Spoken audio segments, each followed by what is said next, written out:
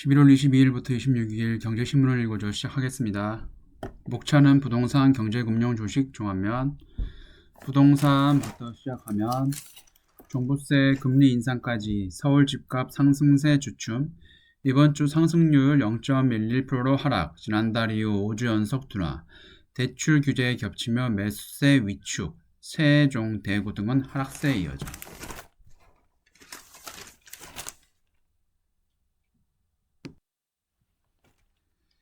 폭탄이라 불릴 만큼 크게 인상된 종합부동산세 고지서가 발송되자 서울 아파트값 상승폭이 줄었다.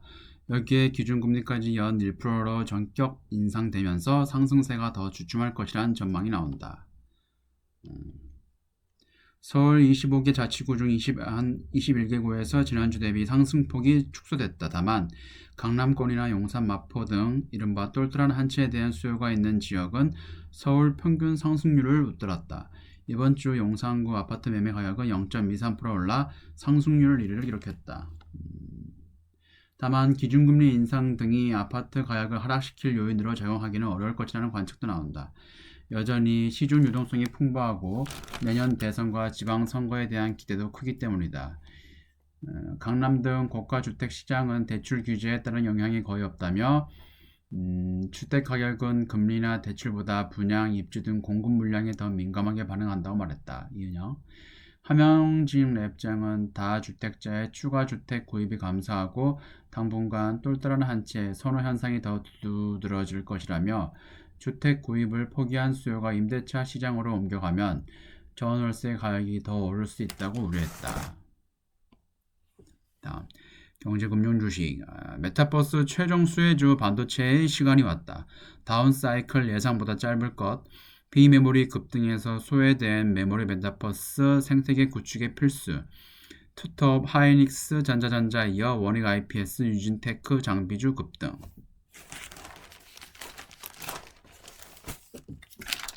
올해 글로벌 시장의 주도주 중 한 축을 담당한 것은 비메모리 반도체였다. 엔비디아와 AMD 주가는 올 들어 지난달 19일까지 각각 153%, 69% 올랐다. 반면 삼성전자와 SK하이닉스는 메모리 반도체 기업 주가는 각각 12%와 6% 하락했다. 와, 여기는 150% 오르는데 오히려 하락을 하고 있으니. 주가 수익 비율 PER은 11.7배, 8.6배까지 떨어졌다.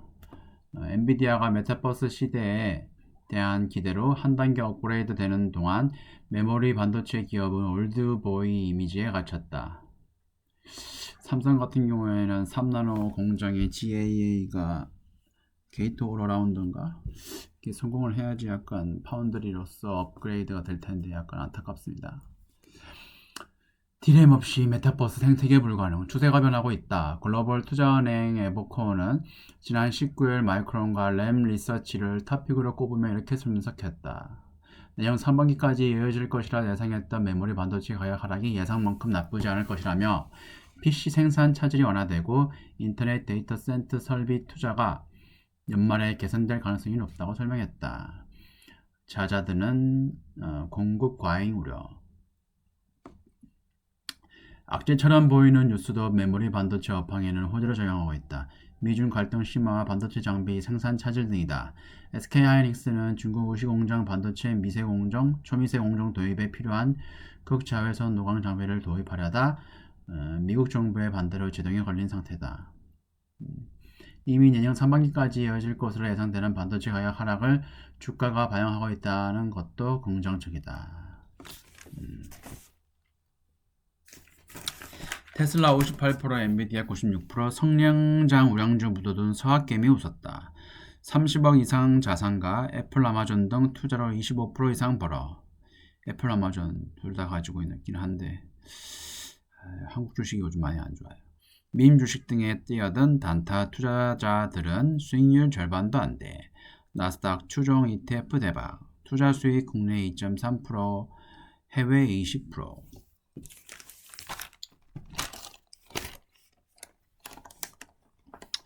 IRP 같은 경우에는 연금 저축을 400만원 하고 IRP 계좌는 저 같은 경우에는 삼성증권에 있는데 그거는 연 300만원까지 가입이 가능하거든요. 그러면은 절세에 좋기 때문에 그런 거에 삼성증권에 있는 IRP 타이거 나스닥 100 막 그걸로 하시면은 투자 수익도 얻을 수 있고 연후 나중에 노후에도 대비할 수 있고 여러 가지로 좋을 것 같습니다. 올 초 국내외 증시를 뜨겁게 달군 게임스톱은 1월 한 달간 1784% 급등했다. 와, 이런 거 하나만 먹었으면 좋겠네. 해외로 눈을 돌린 서학개미들은 단기간에 꿈의 수익률을 기록한 게임스톱에 몰려들었다. 특히 비교적 적은 투자금으로 매매를 활발히 하는 투자자들이 이 같은 급등주에 열광했다. 미래에셋증권의 전체 고객 가운데 보유자에게 가장 적은 고객 1,000만원에서 3,000만원들도 마찬가지였다. 올 한해 10월 말 기준 거래 금액이 가장 많은 종목은 4위는 게임스톱이 이름을 올린 이유다. 지난 6월 80% 가까이 오른 수익을 낸 AMC 엔터테인먼트도 마찬가지다. 이게 민주주의구네.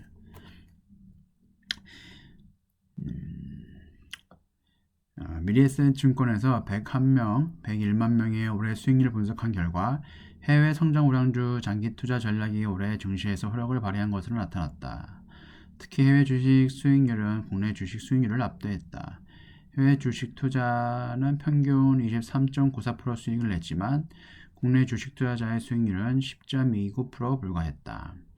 올해 기준으로 봤을 때는 저 같은 경우에는 미국 주식은 현재는 뭐 한 30% 수익 30에서 40% 나는데 한국 주식은 오히려 마이너스가 났어요. 대형 우량주 위주로 가지고 있다 보니까 ETF도 수익률에 큰 영향을 미쳤다. 전체 자산 중 약 18억 원을 주식에 투자하고 있는 자산가 A씨의 경우를 예로 들어보면 그는 투자금의 대부분 16억 원을 해외 주식에 놓고 있다. A씨는 아마존, 구글, 글로벌 엑스 차이나 전기차, 상장지수 펀드 ETF에 투자해 올 1월 10월까지 69.7%의 수익을 냈다.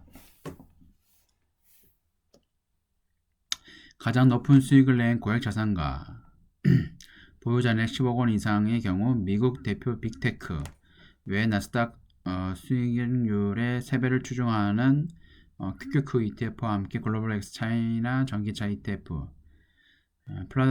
필라델피아 반도체 지수를 추정하는 iShares PHLX 세미컨덕터 ETF 등 ETF가 상위 투자 종목의 절반가량을 차지하고 있다. ETF가 편하죠, 편하게.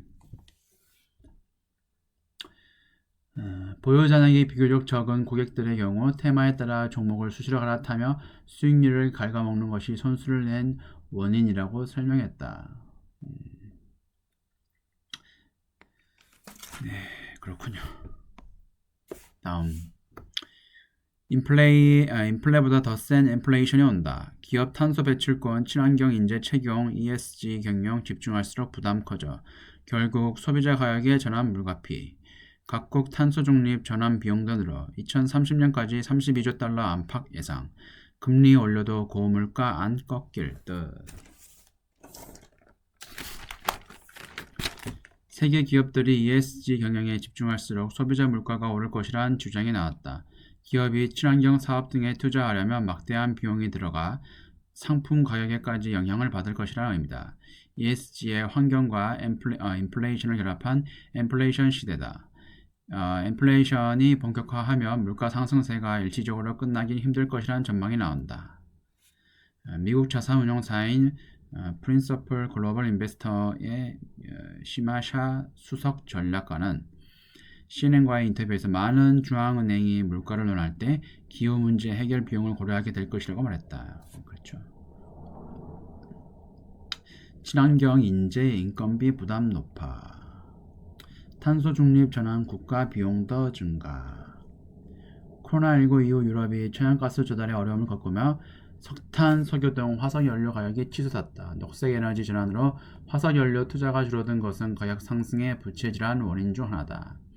각국이 2050에서 2070년 탄소 중립을 달성하겠다는 목표를 밝히면서 순재료 비용도 베일을 벗고 있다. 2030년까지 세계적으로 32조 달러가 필요한 것으로 예상된다. 환경 문제가 해소돼 유무형 이익이 생기지만 이를 위한 사회 비용도 늘어난다. ESG 혁명은 페드가 금리를 올리더라도 물가 상승 압력을 낮추기 어려운 또 다른 이유라고 설명했다. 다음 금리 인상 긴축 아닌 정상화 내년 3번 더 올려 연 1.75% 가능성.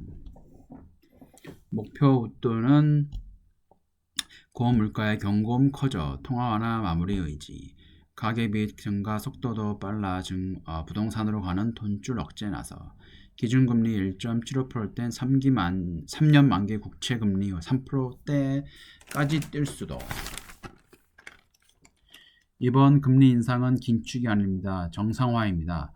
이주열 한국은행 총재는 25일 기준금리를 연 0.75%에서 연 1%로 인상한 금융통화위원회의 결정에 대해 이같이 설명했다. 한국 경제가 코로나19 테러에서 빠져나올 수 있는 만큼 그간 비정상적으로 돈을 풀어온 정책 통화 완화를 마무리하겠다는 뜻이다. 돈줄을 재지 않으면 물가, 집값이 더 치솟고 경제가 되레 수렁에 빠질 수 있다는 우려도 남겼다. 한은은 내년 1, 2월 추가 금리 인상에 나설 계획이다. 이주열 총재가 제가 알기로는 아마 3월에 임기가 만기되기 때문에 아마 그 전에 한번 올릴 수 있다고 얘기하는 것 같아요.